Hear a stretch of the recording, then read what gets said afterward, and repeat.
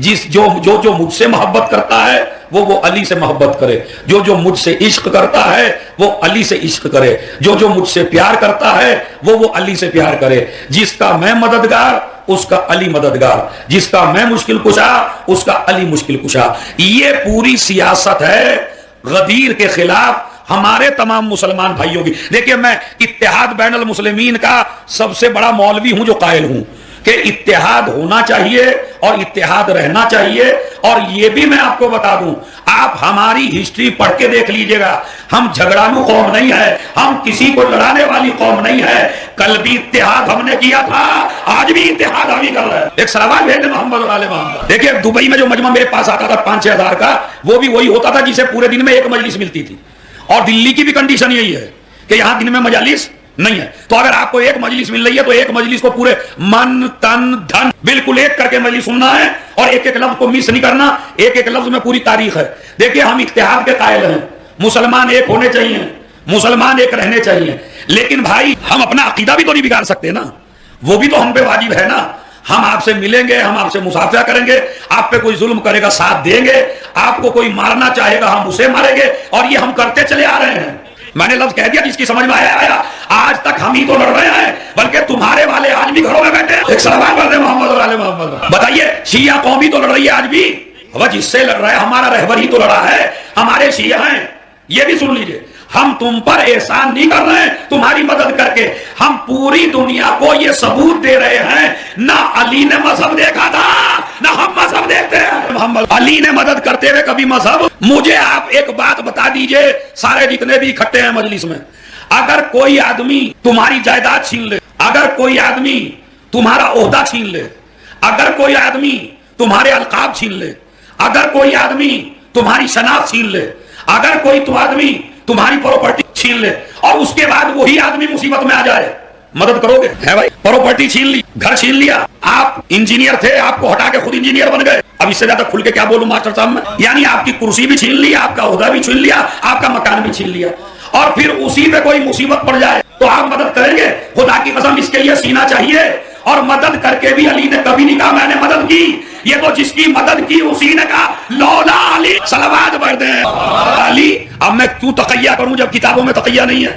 لولا علی لہلک عمر، یہ میرے سنی بھائیوں کی کتابوں میں تم کو دکھاتا ہوں، مگر تم نے ذاکرین سے سنا 70 جگہ، بالکل غلط، 70 جگہ نہیں ہے۔ اہل سنت کے بڑے مشہور عالم دین جن کا نام ہے علامہ جلال الدین سیوطی، اس سے بڑا عالم شاید کوئی ہو۔ ہم علماء کی قدر کرتے ہیں، ہم علماء کا احترام کرتے ہیں، کسی بھی مذہب کے علماء ہوں، علماء ہوتے ہیں۔ وہ جلال الدین سیوطی کہتا ہے کہ ہمارے کتاب لکھنے والوں کو مسٹیک ہو گئی، غلطی ہو گئی۔ حضرت عمر رضی اللہ تعالی عنہ نے خالی 70 جگہ نہیں کہا کہ لولا علی لہلک عمر، بلکہ میں نے اپنی کتاب میں ریسرچ کر کے لکھا 114 مرتبہ کہا اگر علی نہ ہوتے تو میں ہلاک ہو جاتا۔ پالنے والے مجھے اس مشکل کے لیے زندہ نہ رکھ جسے حل کرنے کے لیے علی موجود نہ ہو۔ ہمارا بندہ پکار لے تو بدعت ہو جائے، تمہارا مولا پکارے۔ ذرا ایسی صلوات پڑھیے جو آپ کی آواز کربلا تک جائے۔ اچھا اگر یہ زور سے ہے تو ذرا ہلکی والی پڑھ کے بتائیے۔ تو کل ملا کے علی کو مددگار مانتے ہیں، علی کو ناصر مانتے ہیں، لیکن غدیر میں علی کی محبت کا اعلان مانتے ہیں، ولایت اور خلافت کا اعلان۔ بات سمجھ گئے؟ دیکھیں اس مسئلے پہ میں کیوں زور دے رہا ہوں، اس لیے کہ یہ جو میرا مجمع بیٹھا ہے اس کو بھی حقیقت غدیر پتہ نہیں ہے، یہ بھی سمجھتا ہے علی کی محبت کا اعلان تو قرآن کر چکا ہے، قُلْ لَا أَسْأَلُكُمْ عَلَيْهِ أَجْرًا الْمَوَدَّةَ فِي الْقُرْبَى، وہاں تو ہو چکا قرآن مجید میں۔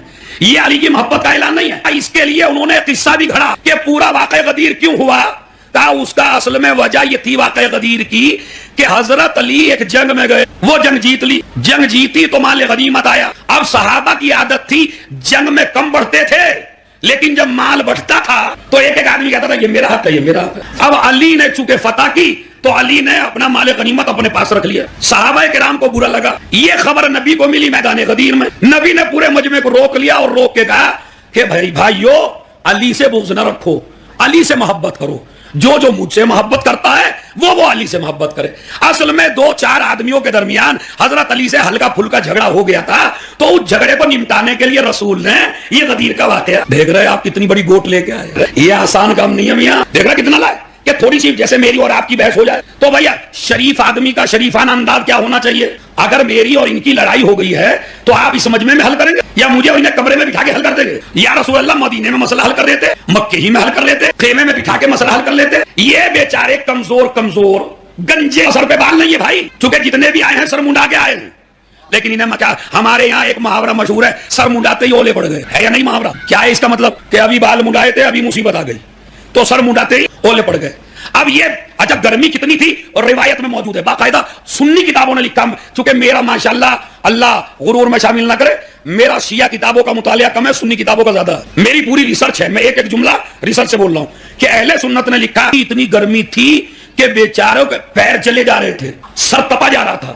وہ جو باقاعدہ احرام ہوتا ہے کبھی ایسے کر رہے تھے پیروں میں, کبھی ایسے رکھ رہے تھے سر پہ.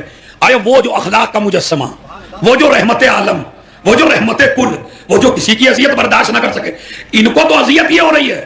سب سے زیادہ اذیت ہو رہی ہے بیگم کو, بچوں کو, فیملی کو, گھر والوں کو, خاندان والوں کو, اس لیے کہ ان کو پتا ہے آج قافلہ آنے والا ہے. قافلہ لیٹ ہو گیا 3 دن. آپ ذرا اپنی بیگم کو فون کریے کہ میں شام تک آ رہا ہوں اور نہ جائیے 12 بجے تک. پھر دیکھیے کتنی قیامت آتی ہے, کیوں نہیں آئے, کہاں گئے, کیسے گئے. اجی انہوں نے تو یوں کہا تھا آئیں گے, اب اس وقت نہ ٹیلی فون تھا, نہ کچھ تھا, نہ ایسے حالات تھے, نہ اتنی ہائی لیول کی سواریاں تھی, گھوڑے کی سواری تھی, اندازوں سے سفر ہوتے تھے کہ اتنی دیر سے چلیں گے, اتنے دن میں پہنچیں گے. اب 3 دن تک تو پورا مکہ پورا مدینہ نکل آیا, پورا بصرہ نکل آیا, پورا یمن نکل آیا, سارے آدمی بستیوں کے باہر کھڑے ہو, کہاں گئے کہاں گئے.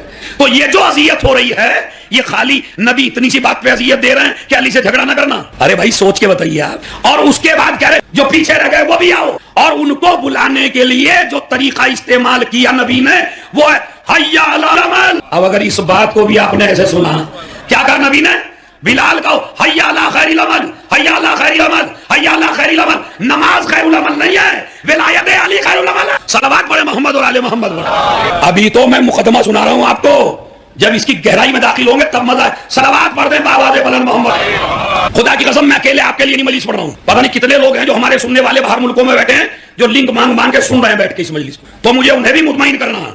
تو مین مسئلہ کیا ہے کہ تھوڑے سے جھگڑے کو مٹانے کے لیے کیا عقل میں آتی ہے میرے اشرف علی صاحب, طاہر القادری صاحب, طارق جمیل مردوں کو اذیت دے رہے ہیں, بچوں کو اذیت دے رہے ہیں.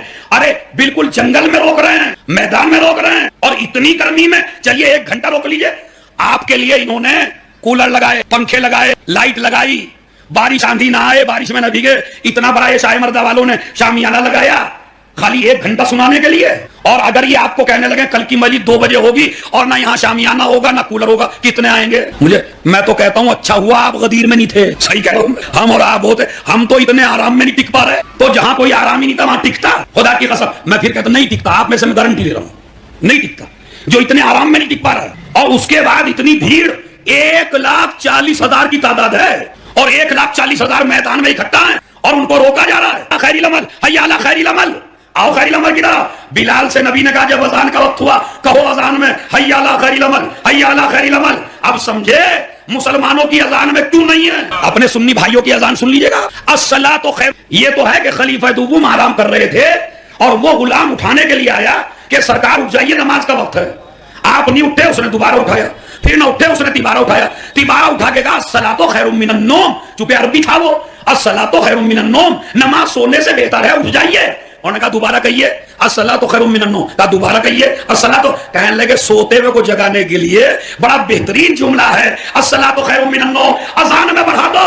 تو بھائی کمال کی بات ہے مسلمانوں, خلیفہ ایک لفظ بڑھوائے اسے اذان میں کہتے ہو, اور جسے نبی نے کہلوایا صلوات پڑھ دیں محمد. اب اتنی بڑی بات میں نے بتائی تو اس پہ جو صلوات بآواز بلند بڑھتی ہے بھائی. اور جو میرا سنی بھائی ریسرچ کر رہا ہو وہ مجھ سے مجلس کے بعد مل لے.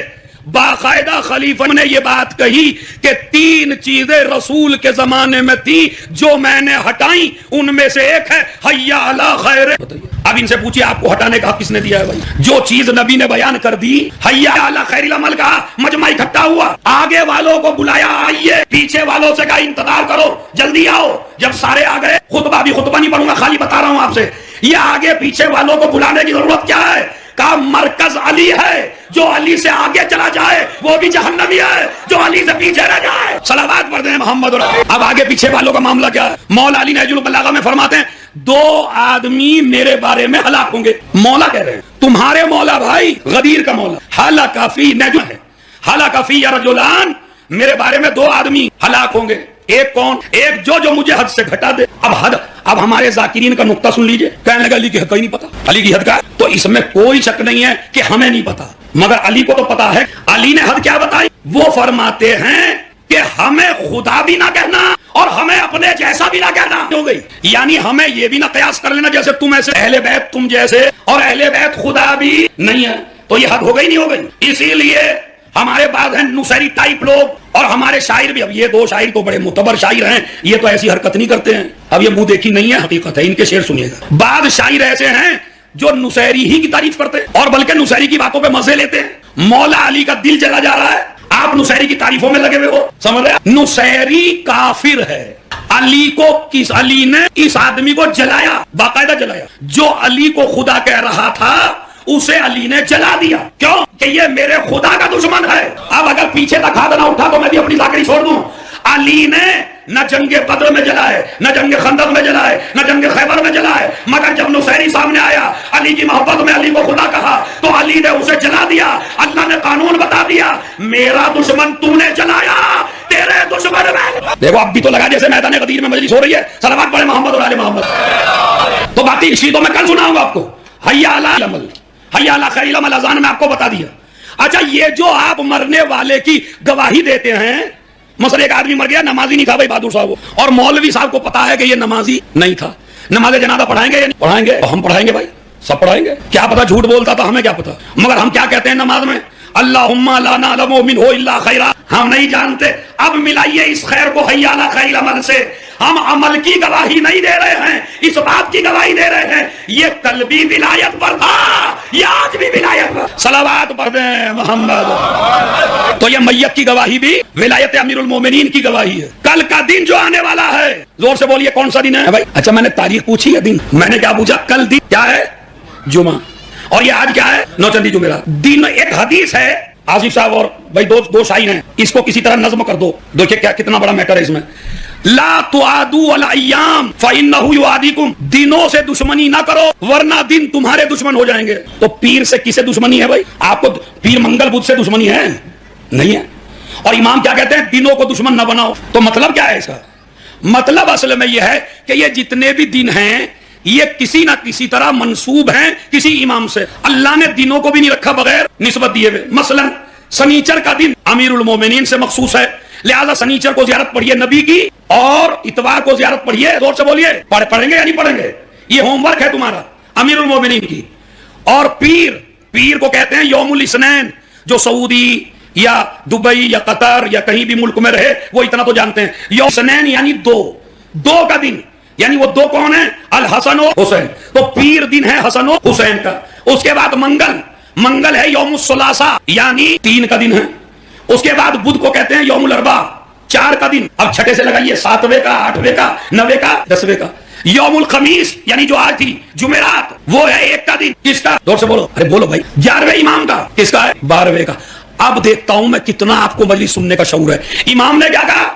دنوں کو دشمن نہ بناؤ ورنہ دن تمہارے دشمن اگر ہو گئے تو تم میں سے کوئی آدمی جنت میں جانے والا، تو مسئلہ دنوں کا نہیں ہے، مسئلہ ہے جس امام سے جو دن منسوب ہے ان سے دشمنی اختیار نہ کرو۔ یہ جمعے کا دن مخصوص ہے تمہارے آخری امام سے۔ بات پڑھتے محمد علیہ محمد۔ اچھا ان 8 دن میں دن ہی ہے یا رات بھی ہے؟ دنوں میں سب سے بڑا دن جمعے کا دن، جمعے سے بڑا، صلوات پڑھے محمد۔ وہ کہتے پھوک نکل گئی، نہیں، سب سے بڑا دن جمعے کا، اور جمعے سے بڑا بس ایک ہی دن ہے اور وہ ہے غدیر، بس اس کے علاوہ کوئی دن اس سے بڑا۔ نبی نے فرمایا جمعہ سید الایام یعنی سارے دنوں کا سردار ہے، تو جمعہ سب سے بڑا دن، جمعے سے بڑا غدیر کا دن، تو سب سے بڑا دن غدیر، تو سب سے بڑی رات کون سی ہے؟ شب قدر سب سے بڑی رات، عید غدیر سب سے بڑا دن۔ اب جو ہم نے روایات میں پڑھا تو پتہ چلا شب قدر سے مراد ہے فاطمہ، ارے توجہ یاد آؤ، شب قدر سے مراد ہے فاطمہ، تو رات بیوی سے منسوب ہے، دن شوہر سے منسوب ہے، اور جمعہ اس لیے بڑا ہے کہ امام زمانہ سے منسوب ہے۔ صلوات پڑھتے ہیں محمد اور آل محمد۔ اب میں ماشاء صاحب ایک ہسٹری سنا رہا ہوں جو ابھی تک ان جوانوں نے کبھی نہیں سنی. میں نے دعویٰ کر دیا بہت بڑا دعویٰ. سنیے کیا ہے. آدم کو اللہ نے پیدا کیا جمعے کے دن, خلیفہ بنایا جمعے کے دن, جنت میں داخل کیا جمعے کے دن, توبہ قبول کی جمعے کے دن, زمین پہ اتارا جمعے کے دن, آدم کی نوح کی کشتی پار لگی جمعے کے دن, ابراہیم نارے نمرودی سے بچے جمعے کے دن, اسماعیل کی جگہ دمبا آیا جمعے کے دن, موسیٰ جادوگروں پہ غلبہ پائے جمعے کے دن. یہ سارے فضائل تھے جمعے کے. بنی امیہ نے کیا کام کیا اب وہ سنیے. سارے بنی امیہ نے پیسے دے دے کے مورخوں کو ان سے کیا کہا کہ آدم پیدا ہوئے عاشور کے دن, کشتی پار لگی عاشور کے دن. انہیں بابرکت بنانا تھا عاشور کے دن کو. نہیں یقین آتا تو سنیے. زیارت عاشورہ میں ایک جملہ ہے, یوم تبرکت بہی بنو امیہ.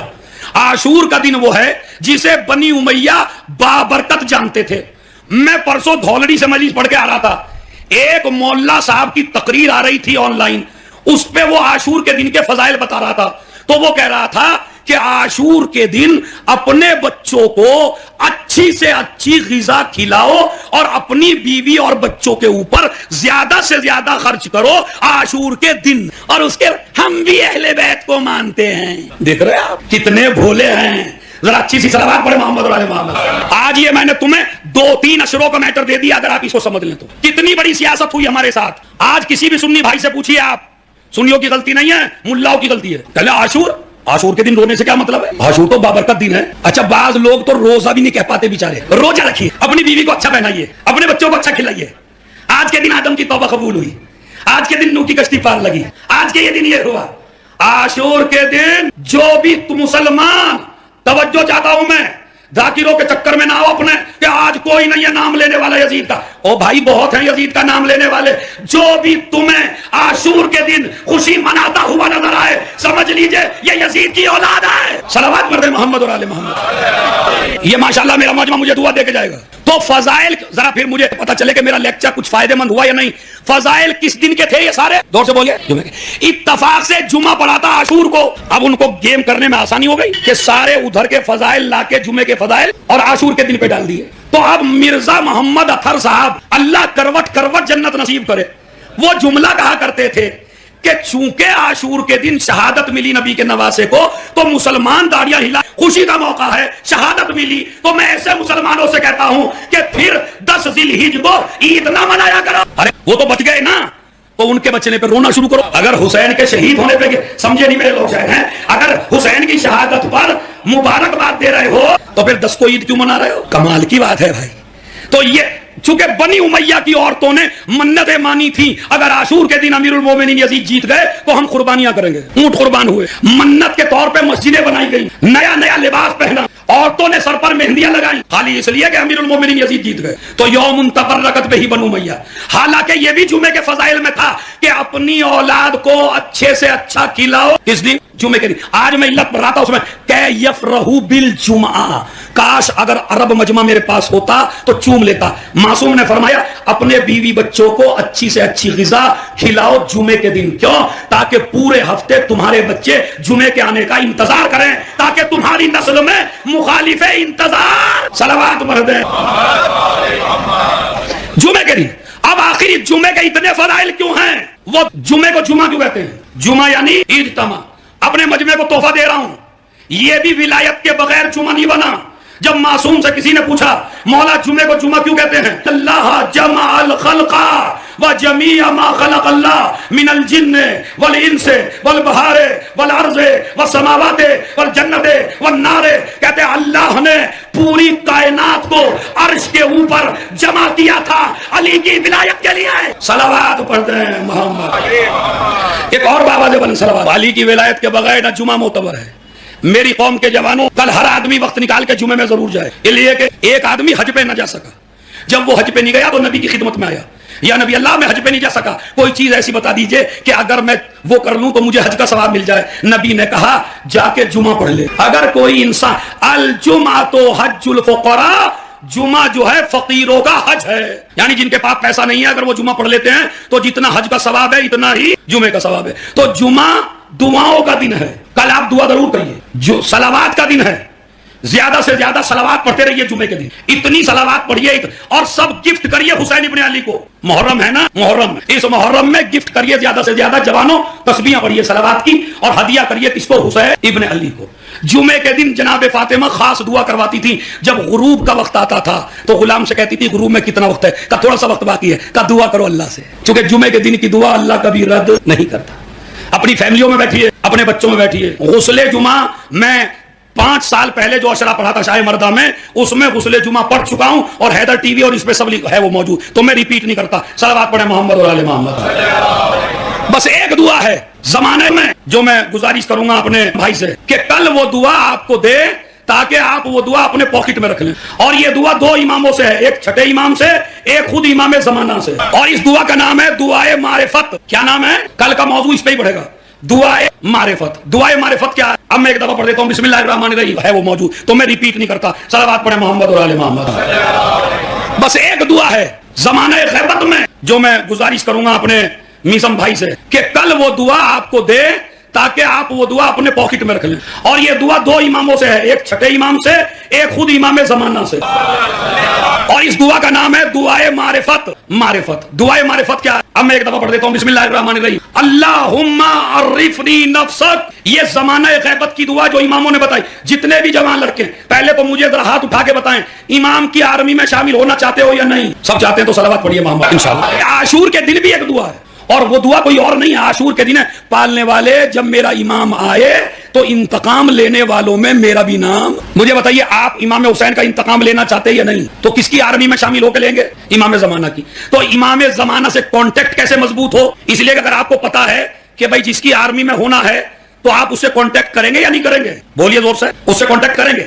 تو میری ماں بہنوں کو ان سب کو کل دعا کل مل جائے گی بھائی، یا پرسوں ملے گی انشاءاللہ.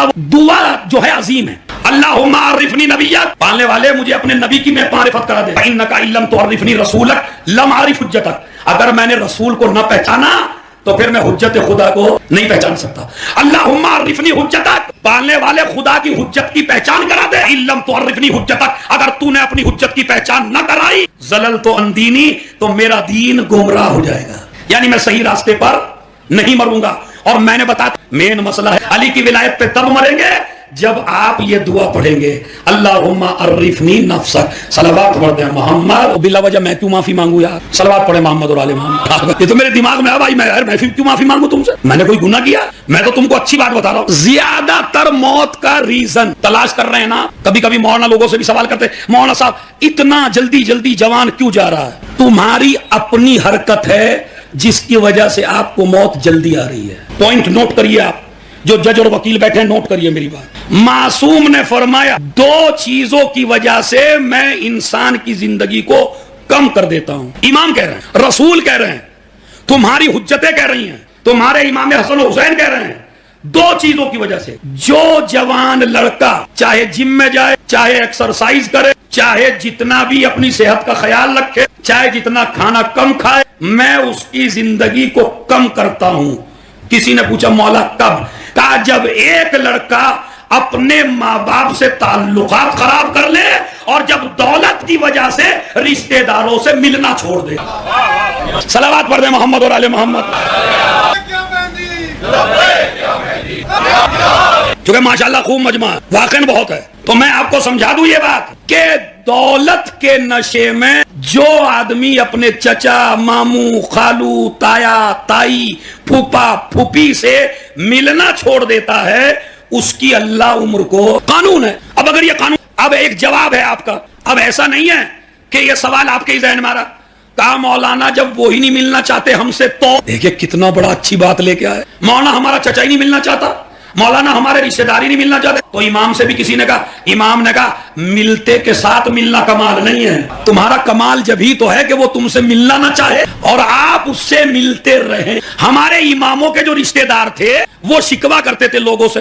دیکھا زین العابدین کو، ہمیں نہیں پوچھ رہا. دیکھا علی کو، ہمیں نہیں پوچھ رہا. رشتہ دار اماموں کے. مگر جب امام دنیا سے چلا جاتا تھا اور ان کو وہ مال نہیں مل پاتا تھا جو ملتا تھا، تو پھر ریسرچ کرتے تھے کون دیتا تھا.